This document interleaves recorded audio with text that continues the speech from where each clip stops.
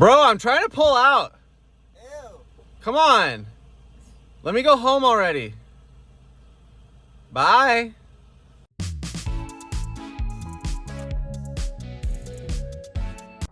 Oh my God, I need a haircut. And my beard is so long. Well, hello there. Now you might wonder, why is Jeremy on the floor? Isn't he supposed to be working right now? Austin and I go to work out every morning. We were there today, which is why you saw him saying good morning to me. And the other day, we were talking about our workout with our trainer, and we were like, man, this is really hard. Like, I don't think I can keep doing this. Our trainer just looks over at us and says, just get stronger. And of course, this is a joke. You know, we're cracking up. But sometimes business advice is exactly like that. You know, we hear, oh, I'm not making enough money. Just make more. Oh, I don't have enough clients. Get more. I don't know how I'm gonna make it through the next 5 months. Just do it. Thanks. Hadn't thought of that one before. When I was at business school, we read a ton of books. When you're in your master's, basically that's all you're doing is just reading books. And books are so helpful for figuring out theoretical problems and learning from what others did in practice. But when you're actually doing something yourself and you're in the middle of it, it's like 100 times more complicated than any book makes it seem. Okay, but here's what I figured out. Are you ready? If we can create the right foundation for something, we can then use that to build off of and make small tweaks along the way. Yeah, okay, but like what the hell does that mean? Okay, so a few weeks ago, right, our marketing plan didn't work, and now last week we're showing that our P&L is losing money every month. Our company isn't gonna last for the next 6 months, so what are we doing?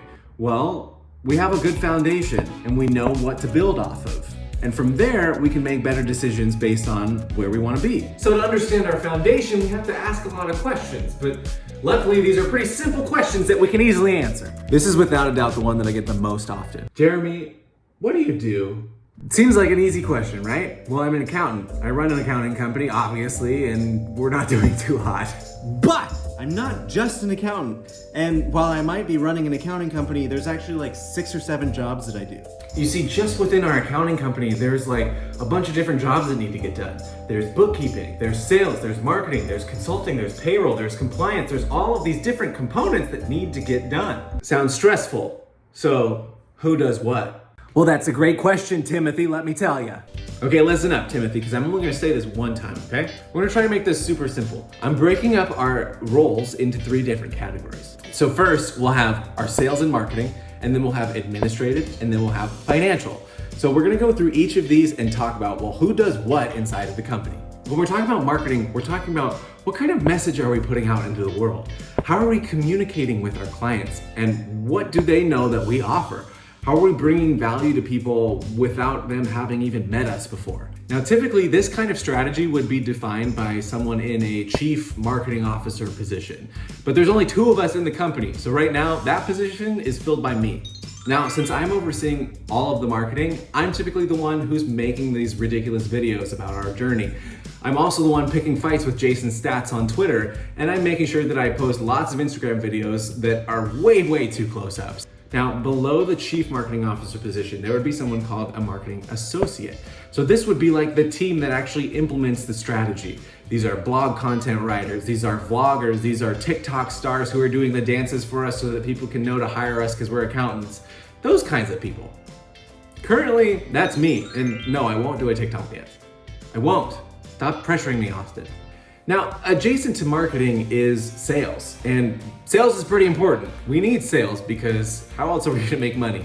When it comes to sales, right now, we have the CEO overseeing them because the CEO, they're the one that oversees and executes the actual plan of what we're going to do and how we're gonna be getting there in the next 6 months. Currently, that's also me. Now, underneath the CEO is someone that we call an account manager. And this is someone who does the actual selling. They'll get the client onboarded, they'll help get them set up in our system, and then they'll help deliver monthly reports to make sure that our clients are happy.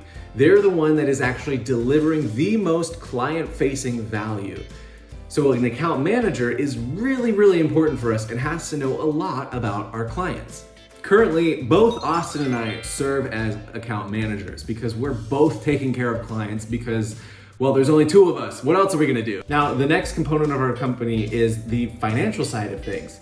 If you don't have someone who's thinking about your numbers all the time and helping you look at them and decide where they should be or how they should be, there's a problem. You see, our CFO, which is Austin, he defines the financial direction of the company. They're responsible for tracking the growth of our customers. They're responsible for overseeing the accountants and making sure that all is going well, looking at the financials, reviewing everything. It's a big job. They're also incredibly important for measuring how many times we can go to Wendy's. Austin fills that role of CFO. And beneath him, we have the role of bookkeeper, who is doing the actual accounting. So oftentimes this person is in QuickBooks every day. They're looking at fluctuations within the accounts. They're making sure that everything is categorized correctly, and they're setting things up so that the account manager can then do their job well. Now, okay, so we know our roles. Austin takes care of most of the finance things. I help him with the bookkeeping, and we both play the account manager role. I'll do all the marketing, and he helps me with sales from time to time. Now, what makes this so foundational is that Austin and I have defined where our strengths are in our business, and we've learned how to rely on each other so that we can get things done. Of course, I can help with the bookkeeping, but Austin is so talented that we call him Professor Excel for a reason. And of course, Austin can do sales, but I've made thousands and thousands of cold calls. Austin hasn't. And look, between you and me, I don't think Austin ever wants to make a cold call either. That's like a terrible job. Don't ever do it unless you want to be rich. Now, let's come back to that sage advice and just get better. Because we know our roles, we can actually work on doing that. We can identify the areas in which things are lacking and then make improvements. If we're not getting enough sales, we can look at, well, why aren't we getting enough sales? Is it because of something that we're saying? Do people not like me? Is it my beard? Am I ugly? Should I take off my glasses? Like, what's going on? Okay, so like, what are you doing to get better then? Great question. And I'll tell you. So our plan for getting better is we're actually going